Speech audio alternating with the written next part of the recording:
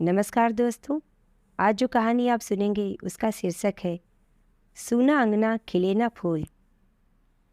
सुबह सुबह मोबाइल में रिंग हो रहा था। बबलू भैया ने फ़ोन किया था। मेरा दिल एक बार धक से कर गया, लेकिन फिर भी मैंने हिम्मत कर फ़ोन उठाया और कहा, प्रणाम बबलू भैया, कैसे हैं आप? बिल्कुल ठीक हूँ सुरभि, तुम लोग कैसे हो? विनीत कैसे हैं और अपना बिट्टू? सभी का हालचाल लेने के बाद उन्होंने बिना किसी दोषारोपण के कहा, सुरभि, अम्मा की बरसी है, प्लीज़ समय निकाल कर चले आना। अरे हाँ, बिल्कुल भैया, मैं ज़रूर आऊँगी। विनीत और बिट्टू को लेकर ही आऊँगी। बबलू भैया ने सब हालचाल लेकर फ़ोन रख दिया। अभी दिमाग स्थिर भी नहीं हुआ था कि आदित्य भैया ने फ़ोन किया और कहा, सुरभि, अम्मा की बरसी है, आ रही हो ना? हाँ भैया, अभी बबलू भैया ने फ़ोन किया था। मैं शाम को विनीत आएंगे तो उनसे बात कर लेती हूँ। आना तो पक्का ही है। उन्होंने कहा, मैं फ़ोन रखता हूँ। मुझे ऐसा लगा कि आदित्य भैया को बबलू भैया का नाम लेना अच्छा नहीं लगा। मेरे दिल में एक अजीब सी टीस सी उठ गई। एक उंगली में जख्म होता है तो पूरा हाथ को भी दर्द होता है। पता नहीं यह कैसा समय आ गया है। किस्से कहानी और फिल्मों में जो कहानियाँ चलती थी, अब वह मेरे मायके में हो रहा था। वही पुरानी कहानी, जायदाद का बंटवारा। अम्मा कहती थी, मेरे दो राम लखन। आज यह दोनों राम लखन एक छोटी सी जमीन को लेकर लड़ने मरने को तैयार थे। अम्मा इस दुनिया में नहीं थी, रहती भी तो क्या झगड़ा निपटा सकती थी? मेरी समझ भी नहीं आता।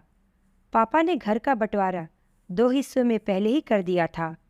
एक छोटा सा अंगना जिसमें फूलों के मौसम में पापा फूल लगाया करते थे और सर्दियों के मौसम में वह साग, धनिया, लहसुन आदि का उद्गम स्थल बन जाता था।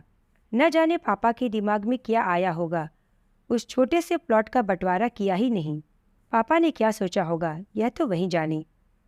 बबलू भैया से लेकर मेरी शादी, बच्चों की छठी, जन्मदिन, यहाँ तक कि माँ पापा की श्राद्ध और त्रयोदशी का भी वह आंगन ही गंवा रहा है। उस छोटे से जमीन को लेकर दोनों भाइयों के दिलों तक दरार पहुँच गई। अब विनीत मेरे मायके में हस्तक्षेप नहीं करना चाहते थे, वह न्यूट्रल ही रहा करते थे। इस समय भी वह मेरे साथ चलने को तैयार नहीं थे। उन्होंने काम का बहाना बनाया और कहा, सुरभि, तुम्हें अकेले ही चले जाना चाहिए, मैं ड्राइवर को साथ लगा देता हूँ। ठीक है, मैंने भी इतना ही जवाब दिया, क्योंकि मैं भी नहीं चाहती थी वहाँ की आग विनीत तक या उनके परिवार तक पहुँचे। अपने ख्यालों में खोए मैं कब घर पहुँच गई, मुझे पता ही नहीं चला।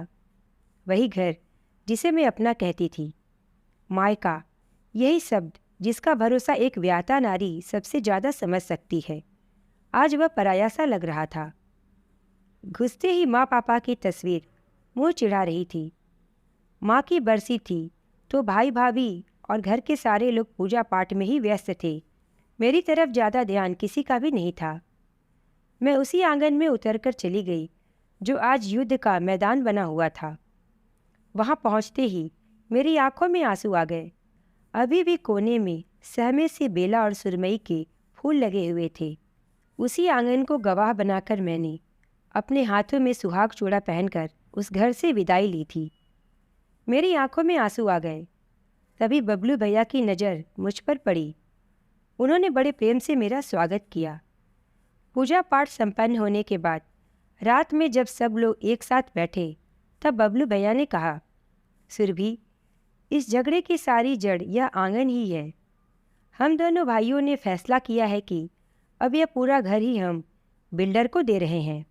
वह यहाँ एक बड़ा सा मार्केटिंग कॉम्प्लेक्स बनाएगा और उससे लगे हुए मल्टी स्टोरी बिल्डिंग, जिसमें से 3-3 फ्लैट हमें मिल जाएगा। सारी लड़ाई खत्म। आदित्य भैया ने भी इस बात का समर्थन किया और दोनों भाभियाँ मुस्कुराते हुए मौन स्वीकृति दे रही थीं।